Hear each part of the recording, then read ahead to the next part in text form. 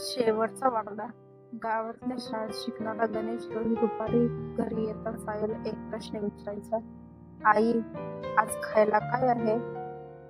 गरिबीमुळे त्यांच्या घरी रोजचा स्वयंपाक अगदी मोजकाच असायचा. त्या दिवशी आईने शेवटचा तांदूळ काढून साधा भात केला. पण गणेशच्या नजरेत भाताचा वाडगा खूपच लहान होता. क्षणभर तो शांत बसला आणि मग बोलला, आई, तू खाल्लीस ना? आई हसत म्हणाली, हो बाळा, मी खाल्लं आहे.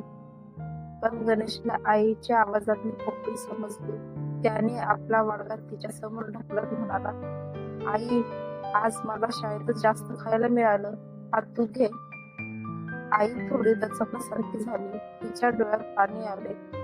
बाळा, तू खोटं का बोलतोयस? गणेश हळू आवाजात म्हणाला, आई, तूही तर खोटं बोलतेस. दोघेही हसले आणि त्या एका छोट्या वाडग्यातून दोघांनी मिळून जेवलं. त्या दिवशी त्यांच्या घरात नेहमीच बटाटे शिजत होते.